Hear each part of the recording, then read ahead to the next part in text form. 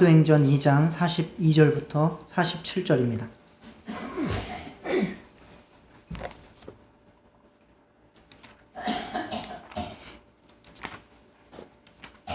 사도행전 2장 42절부터 47절.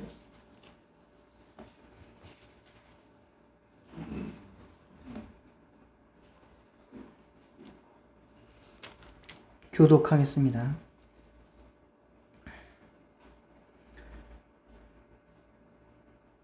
그들이 사도의 가르침을 받아 서로 교제하고 떡을 떼며 오로지 기도하기를 힘쓰니라. 사람마다 두려워하는데 사도들로 말미암아 기사와 표적이 많이 나타나니 믿는 사람이 다 함께 있어 모든 물건을 서로 통용하고 또 재산과 소유를 팔아 각 사람의 필요를 따라 나눠주며 날마다 마음을 같이하여 성전에 모이기를 힘쓰고 집에서 떡을 떼며 기쁨과 순전한 마음으로 음식을 먹고 하나님을 찬미하며 또 온 백성에게 칭송을 받으니 주께서 구원받는 사람을 날마다 더하게 하시니라. 아멘. 지난주에는 우리가 교회의 3대 정체성을 알아보고 우리가 그러면 어떠한 사명감과 자세를 갖춰야 될 것인지를 살펴봤습니다. 그래서 교회는 그리스도의 몸이고 그래서 우리는 교회의 지체로 소속이 되어야 되고 교회는 그리스도의 증인이고 그래서 우리는 밖으로 나아가 예수님을 증거하는 삶을 살아야 되고 그 다음에 교회는 그리스도의 신부이기에 주님을 향한 진실한 사랑과 믿음을 지켜야 된다라고 하는 말씀을 나눴습니다. 오늘은 살아있는 교회의 4가지의 특징에 대해서 말씀드리도록 하겠습니다. 오순절 첫 성령님께서 우리에게 임하신 이후 예루살렘 교회가 서서 하나님의 뜻을 이루는 그러한 하늘나라의 역할을 이 땅에서 감당하기 시작했습니다. 그렇다고 해서 그 예루살렘 교회가 초대교회가 완전한 교회는 아니었습니다. 그 교회도 경쟁도 있었고 위선도 있었고 부도덕도 있었고 이단들도 있었습니다. 그럼에도 불구하고 그때 정말 하나님께서 그 교회를 간섭하고 성령으로 인도하고 계셨음을 우리는 잘 알고 있습니다. 그래서 그 초대교회 예루살렘 교회에 나타난 특징을 4가지로 살펴보면서 살아있는 교회는 성령 충만한 교회는 어떠해야 되는지를 말씀드리도록 하겠습니다. 우리 교회도 이 초대교회 예루살렘 교회처럼 성령으로 충만해서 살아있는 교회의 특징을 나타낼 수 있기를 축원합니다. 그 4가지의 특징은 첫째는 배우는 교회요, 둘째는 돌보는 교회요, 셋째는 예배하는 교회요, 넷째는 전도하는 교회입니다. 첫째, 배우는 교회 살펴보도록 하겠습니다. 사도행전은 누가가 기록했습니다. 누가가 성경 2권을 썼는데 누가복음과 사도행전을 기록했습니다. 여기에는 초대교회의 특징이 아주 잘 드러나 있습니다. 성령의 역사가 나타난 초대 예루살렘 교회의 첫 번째 특징은 바로 배우는 교회였습니다. 세상을 교육하는 학교가 아니라 율법을 교육하는 그러한 학교가 아니라 하나님의 뜻을 가르치는 학교, 복음을 가르치는 학교가 최초로 이 지구상의 문을 연 것입니다. 그 학교의 교사는 예수님이 임명하고 훈련시킨 사도들이었습니다. 이것을 김시원 선생님께서 재미있게 학교를 표현해 주셨습니다. 교회라고 하는 학교에 배우는 것이니까 학교다. 그래서 교회의 이사장님은 하나님이시고 대표이사는 예수님이고 바로 교장은 성령님이다. 이렇게 표현을 했고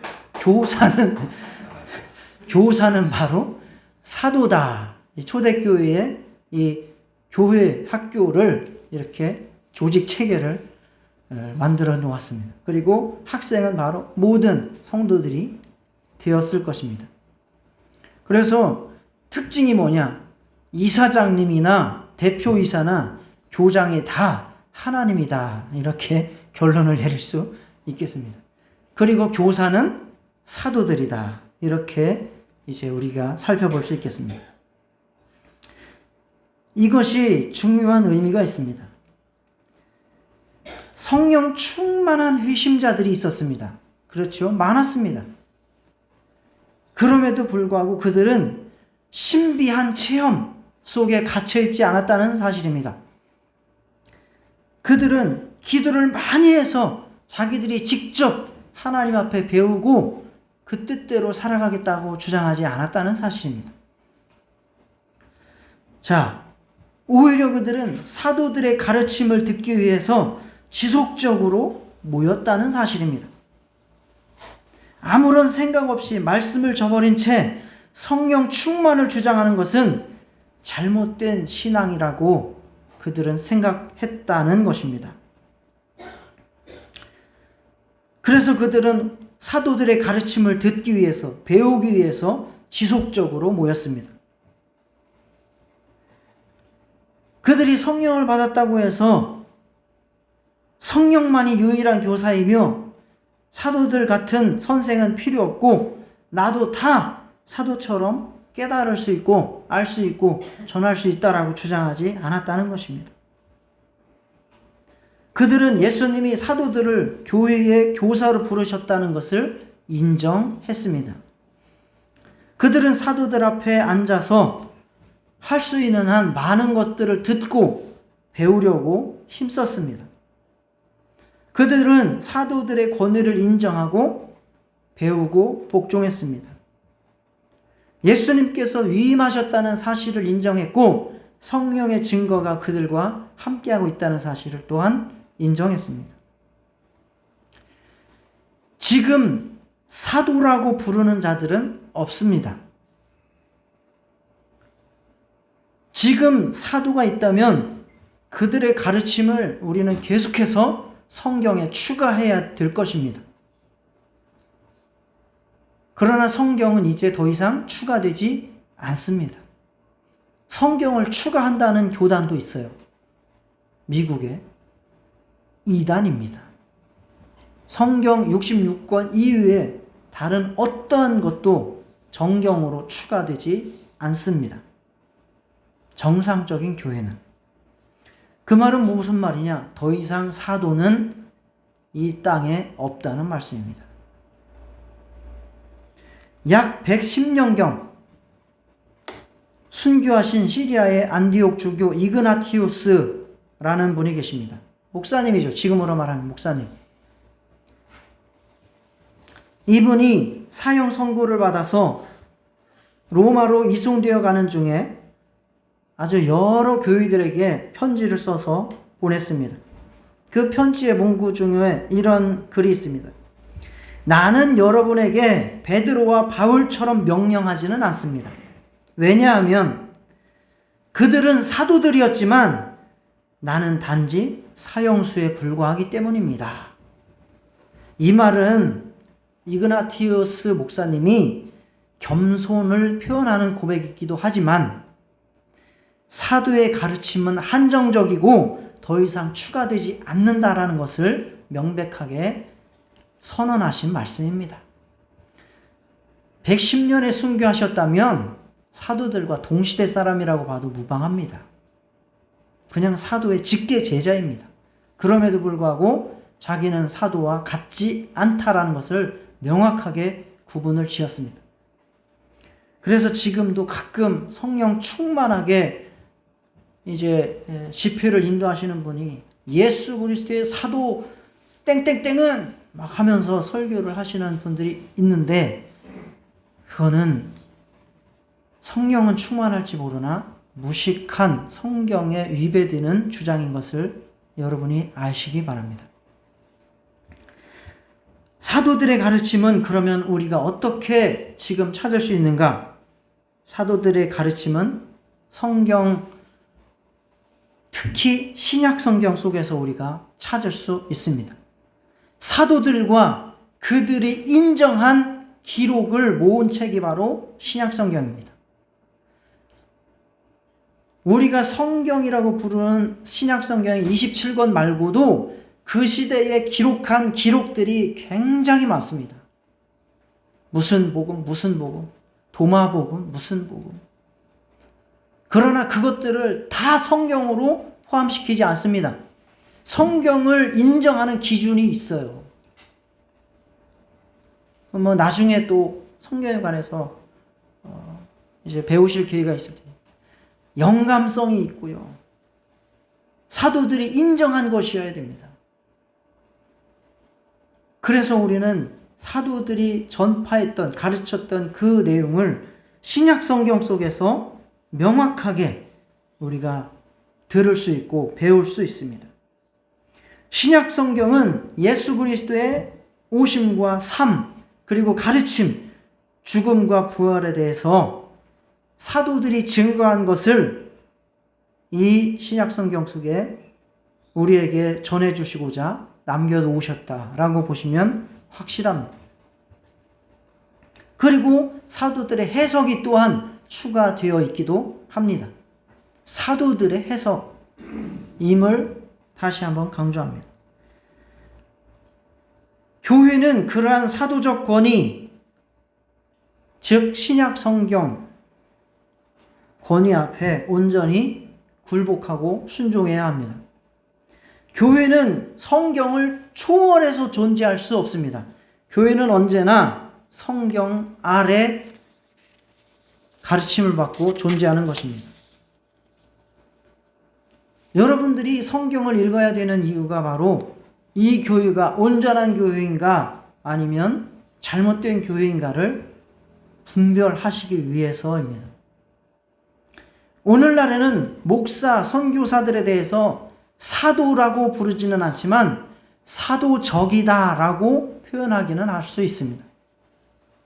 사도적이다. 그게 무슨 말이냐? 사도의 가르침을 다시 해석해서 전달하는 사람이다라는 뜻입니다. 살아있는 교회의 목사라는 것은 강단에서 성경을 가르치는 자입니다. 사도와 목사를 구분하실 수 있겠습니까? 자, 옆에 사람한테 사도와 목사가 어떻게 다른 거예요? 라고 한번 물어보세요.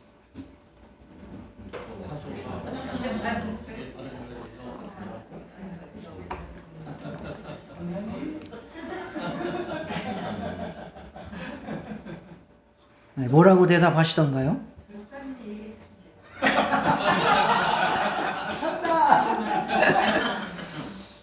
사도는 예수님한테 직접 배운 사람들이 직접 육체적으로 동고동락하면서 그분과 함께 생활하면서 직접 배운, 직접 경험한 목격자들이 사도입니다.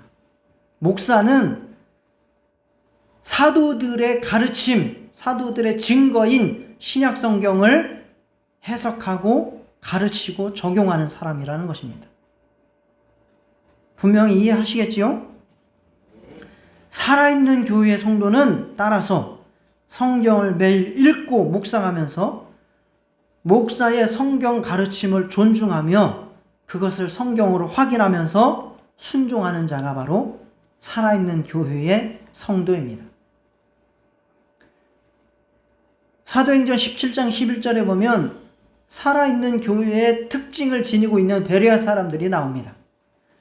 베레아에 있는 사람들은 데살로니가에 있는 사람들보다 더 너그러워서 간절한 마음으로 말씀을 받고 이것이 그러한가 하여 날마다 성경을 상고하였다라고 말씀합니다.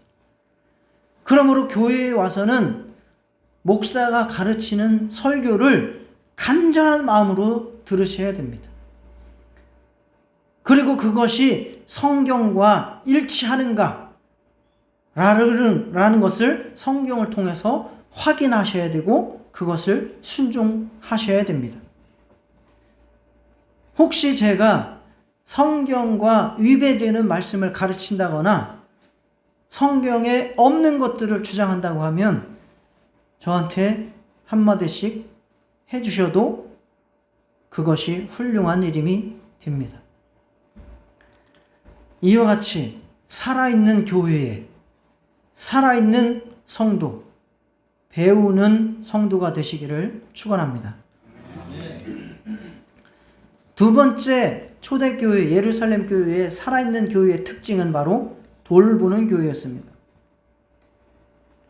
교제라고 할 수 있는데요. 이 교제는 헬라어로 코이노니아라고 합니다.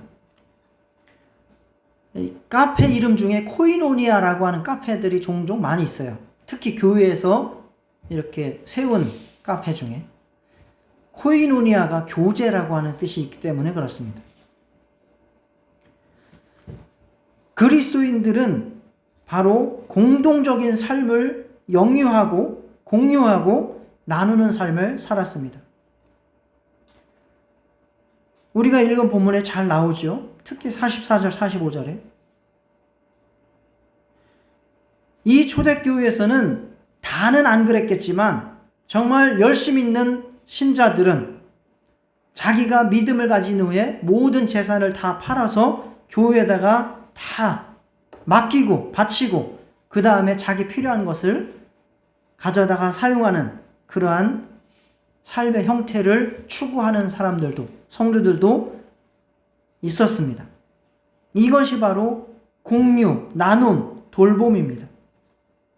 이러한 삶이 그 당시에 예수 밖에 있었던 사람들에게 굉장한 감동이 되고 본이 되었던 것이 사실입니다. 그러나 중요한 것은 이러한 나눔은 자발적인 나눔이며 그리고 자발적인 공유, 사랑이었다는 사실입니다. 지금 우리가 자발적으로 나누고 공유하는 것이 교회의 살아있는 특징이어야 합니다. 지금 초대교회에 열심히 있는 신자들처럼 모두가 다 전 재산을 교회에다가 바치라 라고 말할 수 없습니다. 그것은 자발적이어야 하고 하나님께서 특별하게 그런 사명을 주신 사람은 할 수 있습니다. 그러나 그렇지 않음에도 불구하고 모든 재산을 다 팔아 교회에 바치라 하는 것은 정상적이지 않습니다. 사유재산을 금하고 공동체가 모든 성도들의 재산을 공유한다 라고 하는 것은 마르크스주의에 불과합니다. 즉 공산당이나 그렇게 한다 그 말입니다. 사이비도 그래요. 그렇죠. 사이비들이 그렇게 하기도 하죠. 그래서 말씀을 드리는 겁니다. 예수님께서 제자들을 부르실 때에도 일부는 전적이고 자발적인 가난으로 부르시기도 했습니다. 그러나 모든 사람이 그렇게 부르심을 받은 것은 아닙니다. 그렇지만 우리는 이 초대교회의 이러한 교제와 돌봄과 나눔의 정신을 배우고 또 실천해야 합니다. 초기 그리스도인들은 서로 사랑했습니다. 성령의 열매 중에 첫 번째로 나오는 것도 사랑입니다. 갈라디아서 5장 22절 오직 성령의 열매는 사랑과 희락과 화평과 이렇게 나오는데 바로 사랑이 성령의 첫 번째 열매입니다. 성령 충만합니다. 저는 매일 기도를 4시간씩 합니다. 하는데 사랑이 없어요. 그러면 그거 정상입니까? 아닙니까? 아니라는 겁니다. 비정상입니다. 성령 충만하다라고 하는 자기 감정과 착각에 빠져 있는 것입니다. 그러므로 우리가 정상적으로 살아있는 교회의 특징을 가지고 성령 충만하다면 정말 그 믿음과 그 역사에 기초하여 서로 형제 자매들을 돌보고 배려하고 용서하고 사랑하는 것이 나타나야 됩니다. 자신의 육체적 만족을 위한 소비를 줄이고 성령께서 주시는 양심을 따라서 사랑을, 섬김을 실천해야 합니다. 여기에는 정신적인 나눔, 그리고 영적인 나눔도 함께 포함됩니다. 하나님은 너그러우신 하나님이십니다. 그래서 하나님은 사랑이시다. 하나님은 인자하시다. 라고 하는 것이 기독교의 굉장히 중요한 정의 아닙니까? 하나님에 대한 정의이기도 하고.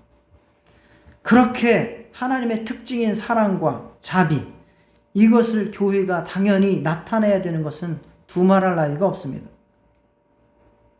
우리도 살아있는 교회의 특징으로서 관대함으로 서로 사랑하고 나누고 배려하고 용서하고 베풀 수 있는 저와 여러분 되시기를 축원합니다. 세 번째 살아있는 교회의 특징, 예배하는 교회입니다. 본문에서 떡을 떼며 라고 하는 말씀, 그리고 또 기도하기를 이라고 하는 말씀, 이러한 것들은 바로 예배했다라고 하는 것의 다른 표현입니다. 물론 떡을 뗀다는 게 식사 교제도 포함을 하기도 했습니다. 그러나 이 떡을 떼며라고 하는 것은 예수님께서 명령하신 나를 기념하라 하신 성찬을 의미하는 것으로 우리가 해석해야 합니다. 기도하기를 전념했다라고 하는 것도 개인 기도를 말하는 것이 아닙니다. 바로 공동기도, 기도 예배를 의미했습니다. 그래서 우리는 예배하는 교회, 예배를 사모하고 예배 드리기를 즐겨하는 교회가 바로 살아있는 교회의 특징임을 알고 우리도 예배하기를 힘쓰시기를 바랍니다. 이 초대교회의 예배는 두 가지의 균형이 잘 잡힌 예배입니다. 첫째는 바로 공동 예배와 그리고 소모임 예배가 균형을 잘 이루고 있었습니다. 그들은 성전 예배를 지속했습니다. 성전의 희생제사, 예루살렘 성전이 있었지 않습니까? 그들은 역대 수천 년 동안 전통적으로 그 성전에서 예배하는 것이 몸에 익었던 사람들입니다. 그래서 성전에 가서 기도하고 예배하는 것을 지속했습니다. 물론 그들이 그러한 성전의 모든 의미가 예수 그리스도 안에서 성취되었다는 것을 알고 있었습니다. 그럼에도 불구하고 전통적인 성전 기도의 그 예배에 참여했습니다. 사도행전 3장 1절에도 보시면 제9시 시간에 베드로와 요한이 성전에 올라갈세 라고 하면서 그 성전의 기도 모임을 항상 지키고 있는 것을 우리가 볼 수 있습니다. 그리고 집에서 모이는 소모임의 교회 공동체의 두드러진 특징을 나타내는 모임이 또 있었다는 것입니다. 그래서 집에서 모일 때에 성전에서 하지 못했던 예수님의 명령, 성찬을 행했던 것입니다. 이렇게 전통적인 이러한 예배와 소모임의 이러한 두드러진 특징을 나타내는 이러한 예배가 균형을 이루고 있었습니다. 또 초대교회의 예배는 기쁨이 넘치면서도 하나님 앞에 두려움을 느끼는, 경외하는 그러한 균형을 갖춘 예배였습니다. 46절에 기쁨, 날마다 마음을 같이하여 성전에 모이기를 힘쓰고 집에서 떡을 떼며 기쁨과 라고 했죠. 바로 이들의 예배는 기쁨이 넘치는 예배였습니다. 주님의 구원의 기쁨이 넘쳤고 성령의 충만함으로 기쁨이 넘쳤습니다. 아까 우리가 성령의 열매 살펴봤죠? 성령의 열매의 첫 번째가 뭐였습니까? 사랑이었어요. 두 번째가 뭐였습니까?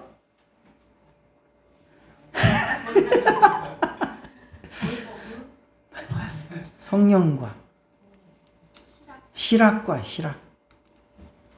두 번째가 바로 기쁨이에요. 기쁨. 저는 66세예요 이제. 예, 뭐라고 하지 않습니다. 이해합니다. 괜찮습니다. 그래야 저도 매주 같은 설교 우려먹을 수 있지요. 예, 희락입니다. 희락. 기독교는 기쁨이 넘치는 종교이고요. 기독교의 예배는 축제여야 합니다. 기독교, 우리가 모이는 예배 가운데 기쁨과 희락이 넘치시기를 축원합니다. 정말 오셔서 내 영혼에 주님께서 주시는 구원의 기쁨, 소망, 성령께서 충만함으로 임하시는 정말 그러한 희락, 그러한 주님의 주시는 기쁨들이 충만하셨으면 좋겠습니다. 그렇게 기쁘고 축제의 예배라고 해서 불경건하거나 경박하지 않다는 것입니다. 하나님을 향한 경외감이 있었습니다. 그래서 사도행전 2장 본문에 보면 43절에 보면 사람마다 두려워하는데 라고 말합니다. 아, 기쁜데 두려워해. 잘 이해가 가십니까? 어휴, 그러면은 예배 잘 들으시는 거예요. 기쁘면서도 하나님을 향한 두려움, 즉 경외감이 있다는 거예요. 예를 들자면 자기가 굉장히 존경하는 어떤 위인이 있어. 아주 너무너무 존경하는 내가 범접하지 못할 인물이 있어. 근데 내가 그분 앞에 가서 그분을 만나고 그분 앞에 내가 은혜를 힘입는 시간이 생겼어요. 일평생에 딱 한 시간이야. 그러면 그 사람 앞에 나가는데 얼마나 두렵고 떨려요. 짐작하시죠? 그런데 그 시간이 두렵고 떨린다고 해서 공포에 질리는 시간입니까? 아니요. 얼마나 긴장되고 기쁘고 나한테 무슨 말씀을 하실까? 내가 무엇을 얻을 수 있을까? 기대가 넘치는, 기쁨이 넘치는, 보기만 해도 맨날 TV에서만 보던 사람을 내가 직접 볼 수 있다는 얼마나 큰 기쁨이, 감격이 있지 않겠습니까? 그래서 정말 유명한 연예인들 공연할 때 거기 갔다가 죽는 사람도 생기는 거예요. 심장마비 걸려서. 실제로 있지 않습니까? 유명한 그 미국의 락 가수, 락 클럽들 와가지고 공연할 때 가가지고 막 소리치고 막 하다가 흥분돼서 죽고 깔려 죽고 하는 사람. 이해 못해요. 너무 사랑하지 않아서 그런 거예요. 사랑하면 그렇게 돼요. 저 때도 뉴키즈 언더블락이나 이런 그룹들 오면 그런 일이 있었습니다. 신기하게 자기도 그렇게 경험을 했고 자기 딸도 그러한 경험을 또 동일하게 하고 이제 사람이 똑같이 그런 감정과 이런 경험들을 한다는 것이죠. 그래서 우리가 하나님 앞에 예배할 때는 기쁨이 넘치면서도 하나님을 향한 두려움과 경외감이 함께 한다는 거예요. 하나님께서 우리 가운데 임재하셨다. 그래서 우리는 그 놀라움을 금치 못하고 겸손함과 정말 나의 모습을 바라보면서 비천함을 하나님 앞에 토로하는 가운데에 그분 앞에 무릎을 꿇고 엎드리는 것입니다. 이것이 바로 예배입니다. 우리 교회도 공동 예배와 또 작은 모임들을 잘 균형을 이루어서 하나님 앞에 온전히 나아가는 우리 겨자씨교회 예배가 되시기를 축원합니다. 공동 예배라고 하면 우리가 주일 11시 예배가 공동 예배가 되겠지요. 그리고 다른 모임들도 우리가 보충하려고 많이 합니다. 수요일도 그렇고 금요일도 그렇고 또 때를 따라서 절기 행사를 해서 야외를 가기도 하고 또 구역 예배로 모이기도 하고 이런 모든 것들은 공동 예배에 부족한 부분들이 있다면 그것을 보충하기 위한 모임들이 될 것입니다. 그래서 너무 교회에서 이것은 안 좋아, 이것은 내 마음에 안 들어 라고 하면서 교회의 제도에 대한 거부나 답답함을 너무 토로하지 말고 부족한 것들을 참을성 있게 다른 비공식적인 방법들을 통해서 해결해 나갈 수 있는 방법들을 찾아보시기를 축원합니다. 이게 많아요. 우리 교회만 그런 게 아니라 다른 교회도 다 마찬가지예요. 어르신들과 젊은이들 간에 찬양을 가지고 일어나는 갈등들 다 있다고 고백합니다, 목사님. 그래서 그런 것들을 너무 자기의 주장만을 내세우지 말고 그런 의견들을 모아서 다른 모임 시간에 그런 것들을 함께 또 보충해 나가면 되는 것입니다. 그래서 우리 교회가 예배할 때마다 기쁨과 즐거움이 충만하면서도 경건과 하나님에 향한 거룩함을 잘 갖춘 살아있는 예배를 드릴 수 있기를 축원합니다. 네 번째 살아있는 교회의 특징은 바로 전도하는 교회입니다. 지금까지의 세 가지의 특징은 어쩌면 모이는 교회의 특징이었을 것입니다. 그러나 전도하는 교회라고 하는 특징은 바로 흩어지는 교회의 특징입니다. 주께서 구원받는 사람을 날마다 더하게 하시니라 라고 말씀했습니다. 여기에서 주께서라고 하는 이 말씀에 우리는 포커스를 둬야 돼요. 교회의 머리신 예수님 자신이 전도하셨다는 겁니다. 전도와 선교의 주체자는 바로 예수님이라고 하는 사실입니다. 교회에 우리가 열심히 뭘 할 수도 있고 등록을 받을 수도 있고 뭐 이런 일들을 할 수 있지만 그러한 것들은 일부의 보이는 권한일 뿐이고 영적인 모든 권한은 전도와 교회에 사람이 들고 나는 모든 권한은 주님께 있습니다. 지금 우리가 봤지 않습니까? 주께서 구원받는 사람을 날마다 더하게 하시니 주께서 하셨다는 겁니다.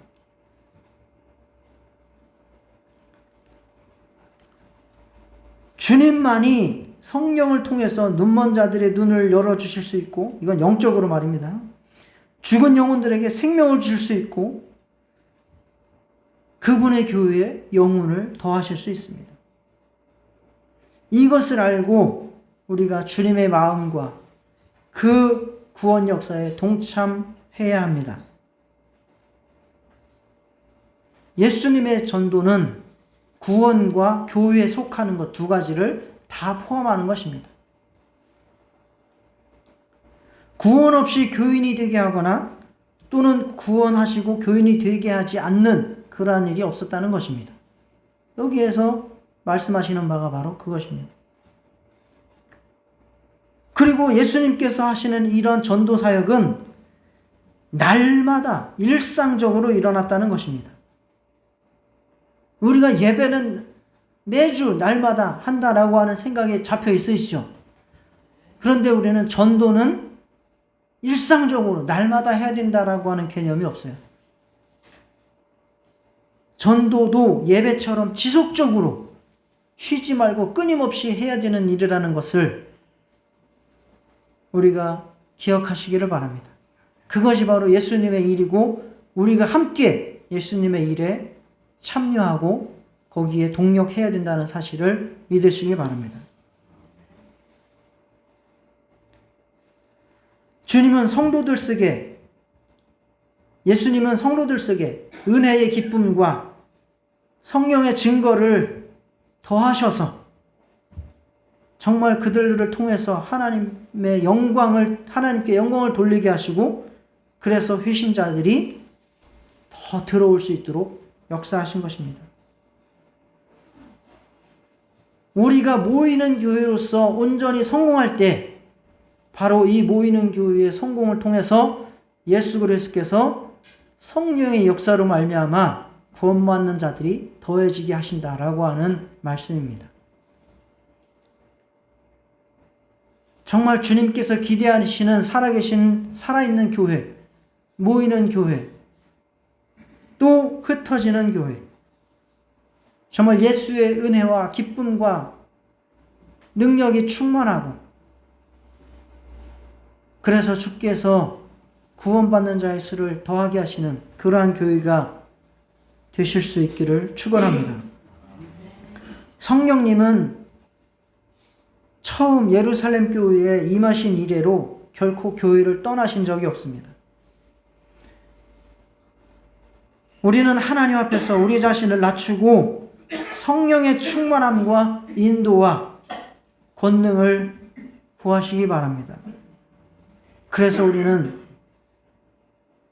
사도들의 가르침, 신약 성경 이것을 날마다 배우고 사랑의 교제와 사랑과 나눔을 이루며 기쁨에 넘치며 하나님을 향한 거룩한 예배를 드리고, 그리고 세상을 향한 지속적인 복음 전파라는 살아있는 교회로서 정말 초대교회를 담는 그러한 우리 교회가 되실 수 있도록 해 나가시기를 축원합니다. 다 같이 기도하시겠습니다. 하나님 아버지, 주님께서 참으로 역사하여 주시옵소서. 우리 교회가 살아있는 교회가 되게 도와 주시옵소서. 살아있는 교회가 되게 하여 주시옵소서. 하나님 아버지, 살아있는 교회가 되게 하여 주시옵소서.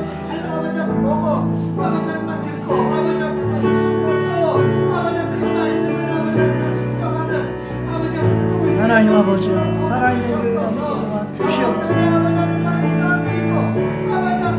하나님 아버지, 살아있는 교회가 주시옵소서. 하나님 아버지, 주님께서 역사해 주시옵소서. 하나님 아버지, 우리 교회가 참으로 초대교회를 달며 살아있는 교회가 되게 하여 주시옵소서. 참으로 살아있는 교회가 되게 도와 주시옵소서. 하나님 아버지, 살아있는 교회가 되게 도와 주시옵소서. 하나님 아버지, 참으로 하나님의 말씀을 배우기를 힘쓰고, 하나님 아버지, 정말 하나님 아버지 또 아버지 서로 사랑하며 돌보고 나누는 아버지 기쁨이 충만하며 거룩한 예배를 드리는 교회가 되게 하여 주시옵시고, 또 하나님 아버지 정말 하나님 아버지 전도하는 교회, 하나님 아버지 구원받는 자의 수가 날마다 더해지는 그러한 교회가 될 수 있도록 역사하여 주시옵소서. 하나님 아버지, 주님께서 하나님 아버지 이곳에 하나님 아버지